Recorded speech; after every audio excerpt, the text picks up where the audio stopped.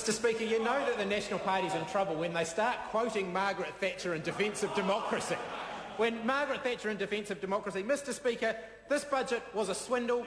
It showed that New Zealanders were conned at the last election into voting for a government that had no intention at all of delivering on the promises that it made to people. John Key, Bill English, all the National Party people went up and down the country. They said to people, you can have these big fat tax cuts. We won't cut any public spending. We won't increase borrowing. Everything will stay the same. We won't sell any state assets. And they didn't intend to keep any of those promises. What they've delivered are tax cuts which they've then taken away again through increases in GST and increases in the cost of living. New Zealanders are worse off.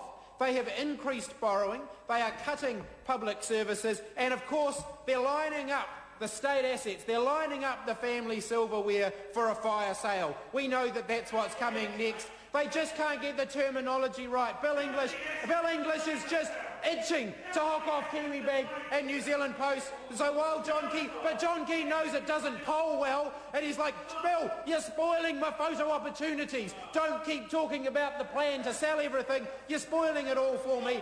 Just wait till after the next election. He doesn't want to be Prime Minister all that long anyway. He'll then hand it over to Bill English, and Bill English can hawk everything off. Well, they're not going to get that far. They're not going to get that far because New Zealanders are wising up to it. New Zealanders are wising up to the fact that this government doesn't mean what they say. It's all about smiling and waving for the cameras without putting any thought into what they're actually doing. And what they're actually doing is massively increasing the cost of living on all New Zealanders. New Zealanders are financially worse off under this national government.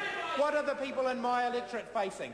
What do the people in Rimutaka face? The old people in Rimutaka face increases in costs for home help. Home help hours have been slashed under this national government. And I want to talk particularly about healthcare and the impacts of National's health cuts. I know Tony Ryle calls them changes. Let's be clear about what Tony Ryle means by changes. He means cuts. National's cuts to healthcare and my electorate in particular are going to impact on a healthcare provider called Piki Te Ora.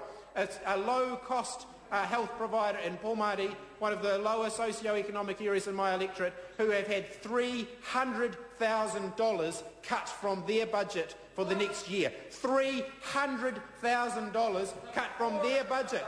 This is the poorest community in the Hutt Valley, and what's more, this is a PHO that spent all of their money on frontline health services.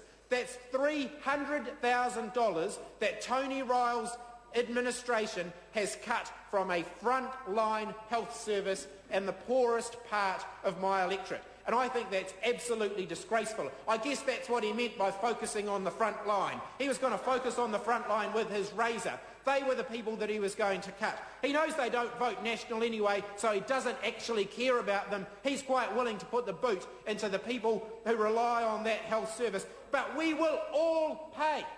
We will all pay for those cuts to health services, because when those people can't afford to go to the doctor and they get sick and they get more serious long-term illness, we will all pay.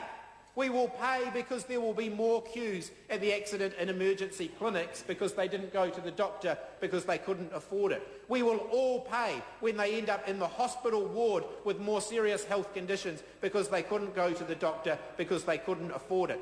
Tony Ryle, the man who promised to focus on frontline health services, has taken $300,000 out of this health service in my electorate. What else are they doing to the people in my electorate? No night classes in the entire Hutt Valley this year. No night classes, they are gone well and truly. They are gone altogether. No after-hours health service left anywhere in the Hutt Valley under this national government that promised to focus on the front line. Well, people in the Hutt Valley better hope they only get sick during working hours, because there's now no after-hours health clinic anywhere in the Hutt Valley.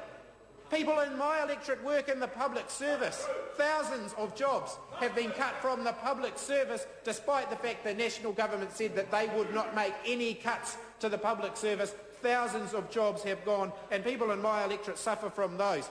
It's not, and the elderly people are suffering, the working people are suffering, and the children are suffering. Thousands and thousands of young children in my electorate are suffering because of the cuts that they have made to early childhood education. It's a disgrace. Louise Upson.